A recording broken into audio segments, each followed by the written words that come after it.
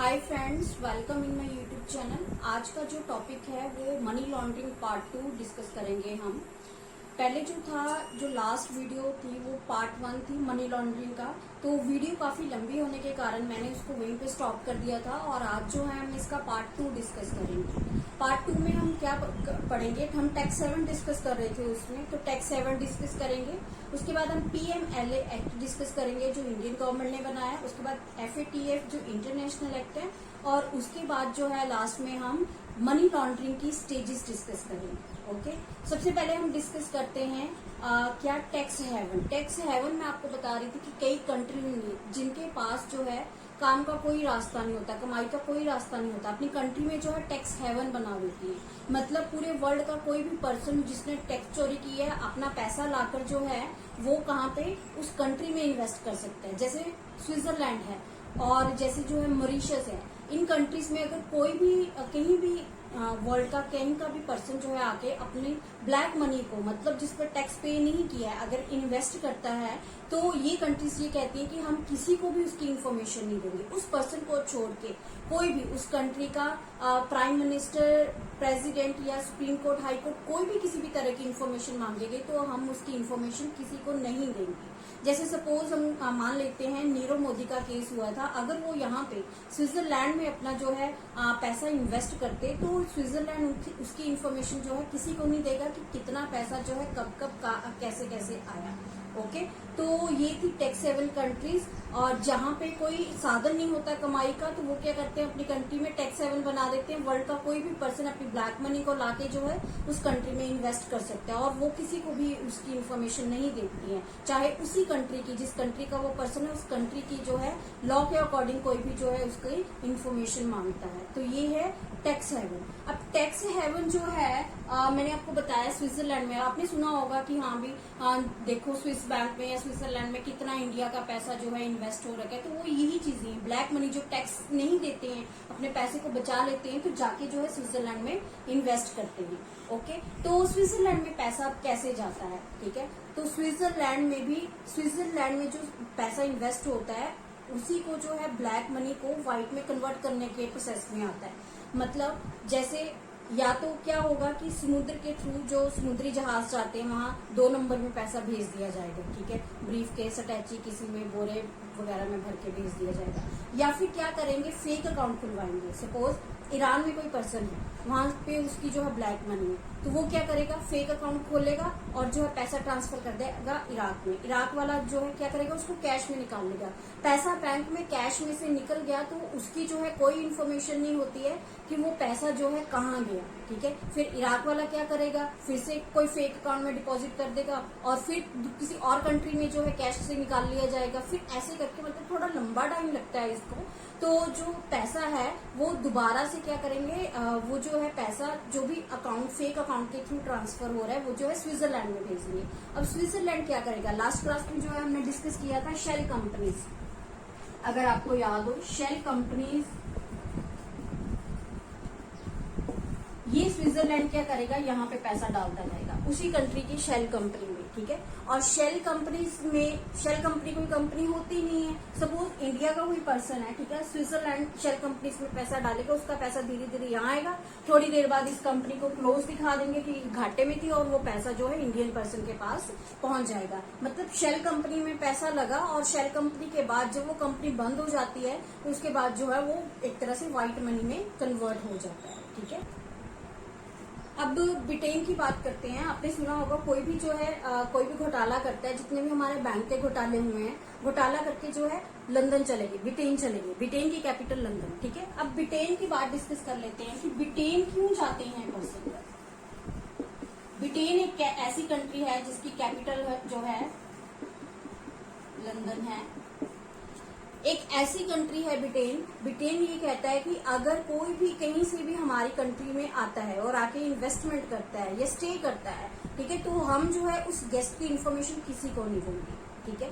जैसे नीरव मोदी थे, ठीक है, चले गए वहां पे, ब्रिटेन में चले गए, तो उन्होंने वहां पे क्या हो रहा है, ब्रिटेन भी ऐसे ही जो है अर्न कर रहा है, ठीक है। वहां पे कोई भी गेस्ट आता है, रहता है, उनके होटल यूज करते हैं, खाते हैं, पीते, घूमते फिरते, इन्वेस्टमेंट्स करते हैं, उनको इनकम हो रही है। तो ब्रिटेन बोलता है कि हम जो है उसकी इन्फॉर्मेशन किसी को नहीं देंगे जब तक कि अगर वो कंट्री, मतलब जिस कंट्री का वो पर्सन है, अगर वो कंट्री प्रूव कर दे कि ये यहाँ से, इस कंट्री से बहुत बड़ा अपराध करके भागा हुआ है, तो जो है ब्रिटेन, अगर ब्रिटेन भी उसको अपराध मानेगा तो वो उसको जो है उस कंट्री को वापस करेगा। जैसे नीरव मोदी का केस था, अगर ब्रिटेन मानता है कि हाँ भी नीरव मोदी ने अपराध किया है, वहां बैंकॉक में घोटाला किया है, तो जो है उसको जो है वापस से इंडिया में देंगे। ठीक है। तो मतलब ब्रिटेन की नजर में भी जो है वो अपराध होना चाहिए, इसीलिए जो है ब्रिटेन उसको वापस करेगा। अगर ब्रिटेन ने बोल दिया कि वो जो है अपराध नहीं है, तो उसको जो है उस पर्सन को वापस नहीं करेगा। ठीक है। तो ब्रिटेन को भी यहाँ से इनकम हो रही है, कोई भी गेस्ट आ रहा है, वहां पे रुक रहा है, स्टे कर रहा है, तो जो है उसको काफी इनकम हो रही है, वहां पे इन्वेस्टमेंट्स हो रही है। तो मनी लॉन्ड्रिंग से ही जो है, मैंने आपको स्टार्टिंग में बताया था, लास्ट वीडियो के स्टार्टिंग में, मनी लॉन्ड्रिंग से ही टेरर फंडिंग हो रही है। टेरर फंडिंग को रोकने के लिए मनी लॉन्ड्रिंग को रोकना जरूरी है, और मनी लॉन्ड्रिंग को रोकने के लिए इंडियन गवर्नमेंट ने एक एक्ट पास किया, वो है PMLA act. That is PMLA act 2002 में आया, prevention of money laundering act 2002। ये एक्ट क्या कहता है, इस एक्ट के अकॉर्डिंग अगर कोई भी इंडियन पर्सन जो है मनी लॉन्ड्रिंग के केस में पकड़ा जाता है, तो उसे जो है 3 to 7 years, 3 से 7 साल की सजा और अप टू 5 लाख रुपीज जुर्माना होगा। अप टू 5 लाख रुपीज जो है फाइन होगा। 3 to 7 years जो है उसको क्या होगी, इम्प्रिजनमेंट होगी। ठीक है। और उसके बाद इंटरनेशनली जो है FATF financial action task force है, एक 1989 में शुरू हुई। ये क्या करती है, पूरे वर्ल्ड में नजर रखती है कि कौन सी कंट्री में ज्यादा पैसा जा रहा है। ठीक है। इसको जो है बस यही देखना है, जैसे कोई भी कंट्री है, सपोज इंडिया है, अब इंडिया में जो है ईरान से पैसा आ रहा है, इराक से पैसा आ रहा है, सपोज जो है, और किसी कंट्री से पैसा आ रहा है, पाकिस्तान से पैसा आ रहा है। ठीक है। तो मतलब यहाँ पे बहुत पैसा इकट्ठा हो रहा है, इसकी नजर में हमेशा रहेगा। ठीक है। तो ये क्या करेगी, इसको, इस कंट्री को, ठीक है, यहाँ पे इस कंट्री को वार्न कर देगी कि आपकी कंट्री में जो है बहुत पैसा इन्वेस्ट हो रहा है। ठीक है। तो आपको बी केयरफुल रहना होगा। ठीक है। अब मैं यहाँ पे आपको एक ओरिजिनल एग्जाम्पल बताती हूँ।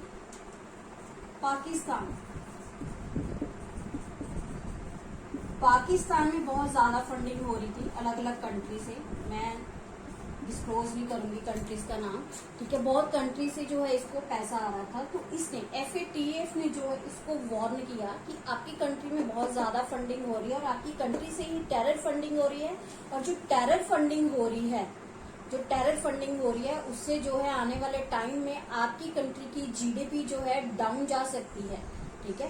तो पाकिस्तान को, जिसको जो है ये FATF वार्न करती है, वार्निंग देती है, इसको वार्निंग दी गई, तो जिसको जो है वार्निंग दी जाती है वो क्या होती है, टैक्स हटा देते हैं, जिसको वार्निंग दी जाती है वो जो है ग्रे लिस्ट में आ जाती है, उस कंट्री का नाम जो है ग्रे लिस्ट में आ जाता है।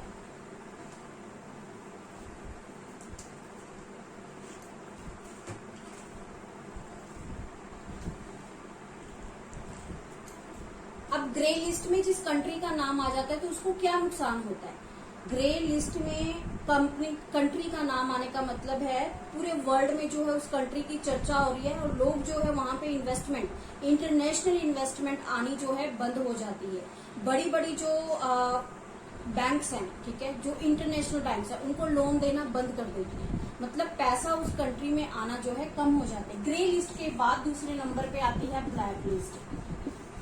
अगर वार्निंग देने के बाद, वार्निंग दी, नाम ग्रे लिस्ट कंट्रीज में आया, और ग्रे लिस्ट में भी आने के बाद अगर वो देश जो है नहीं सुधरता है, फिर भी फंडिंग हो रही है वहां से टेररिज्म को, तो जो है उसका नाम जो है ब्लैक लिस्ट में आ जाता है। ठीक है।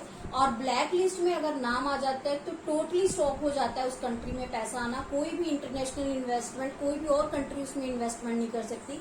FDI FII के बारे में आपने सुना होगा, FDI FII के बारे में,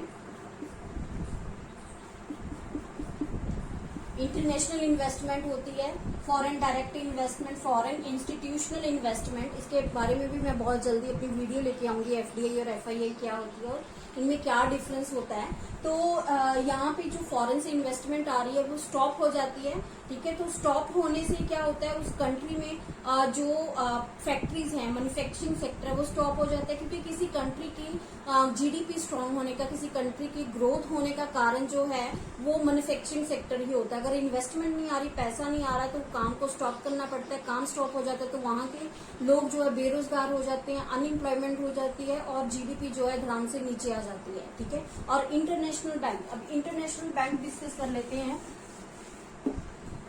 इंटरनेशनल बैंक जैसे वर्ल्ड बैंक,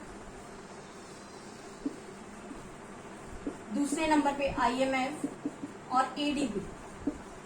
वर्ल्ड बैंक बड़ा लोन चाहिए अगर 20 साल 30 साल के लिए, आईएमएफ अगर शॉर्ट टर्म लोन चाहिए कुछ सालों के लिए, साल 2 साल के लिए, और एडीबी एशिया में अगर लोन चाहिए, एशियन कंट्री है, एशियन डेवलपमेंट बैंक, ये बैंक भी जो है उस कंट्री को, जिस कंट्री का नाम ब्लैक लिस्ट में आया उसको जो है लोन देना बंद कर देते हैं। मतलब टोटली उस कंट्री में पैसा आना जो है बंद हो जाता है, जिससे जो है उसकी जीडीपी पे असर पड़ता है, ठीक है। अगर जीडीपी गिर जाती है किसी कंट्री की, मतलब किसी कंट्री में इन्वेस्टमेंट नहीं आती है फॉरेन से, या फिर बैंक्स जो है उसको लोन नहीं करते, इंटरनेशनल बैंक्स जो है ये वाले उसको लोन नहीं करते, तो उसकी जीडीपी भी गिरती है और उनकी स्टॉक मार्केट भी जो है गिर जाती है। मतलब जो इंटरनली इन्वेस्टमेंट हो रही है वो भी जो है डाउन आ जाती है, उससे भी काफी लोगों को जो है नुकसान होता है। तो मनी लॉन्ड्रिंग में यही था। अब लास्ट में जो है वेरी इंपॉर्टेंट जो मैं आपसे डिस्कस करना चाहती हूँ, लास्ट में है stages of the money laundering.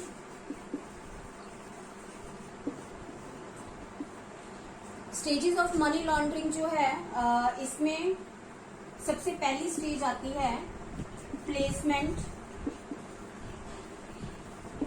दूसरी स्टेज आती है लेयरिंग और तीसरी स्टेज आती है इंटीग्रेशन।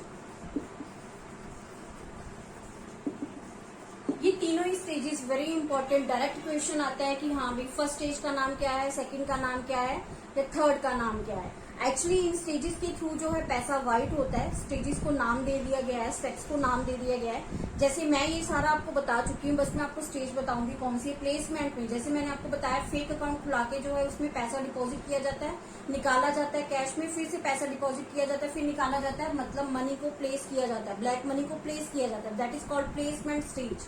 और दूसरी है लेयरिंग, उस पैसे को ट्रांसफर, घुमाया जाता है एक अकाउंट से दूसरे अकाउंट में, दूसरे से तीसरे में, तीसरे से चौथे में। घुमाने का मतलब उसको जो है व्हाइट की लेयर देने की कोशिश की जाती है, लेयरिंग। इंटीग्रेशन, एक अकाउंट में पैसा इकट्ठा किया जाता है, शेल कंपनी में पैसा लगाया जाता है, सारा पैसा जो है एक जगह पे इकट्ठा कर दिया, उसे जो है इंटीग्रेशन बोलते हैं। इंटीग्रेशन एक जगह पे कोई चीज को इकट्ठा करना, ठीक है, तो उसे इंटीग्रेशन बोलते हैं। इन 3 स्टेजेस का नाम जो है आपको डायरेक्ट क्वेश्चन आता है, किसी भी स्टेज का नाम पूछ सकते हैं। तो इस वीडियो में जो है इतना ही। इसी के साथ आपका मनी लॉन्ड्रिंग जो है कंप्लीट है। तो आप जो है इसको अच्छे से ध्यान से जो है इसके जो भी है नोट्स वगैरह प्रिपेयर कर सकते हैं, या वीडियो को जो है डाउनलोड करके रख सकते हैं। तो प्लीज मेरे चैनल को सब्सक्राइब करिए, वीडियो को लाइक करिए और शेयर करिए, क्योंकि एक वीडियो बनाने में जो है बहुत हार्ड वर्क लगता है। मुझे लगता था कि ये मटेरियल सारा जो है एक ही वीडियो में डिस्कस हो जाएगा, लेकिन जो है हाफ ही डिस्कस हुआ और 12 मिनट की वीडियो बन गई। और अब ये भी जो है मुझे लगा कि थोड़ी सी छोटी सी वीडियो बनेगी, ये भी काफी लंबी वीडियो बनी है। तो प्लीज जो है चैनल को सब्सक्राइब करिए और मेरे वीडियो को जो है लाइक करिए, शेयर करिए। तो आज के लिए इतना ही। Thank you so much.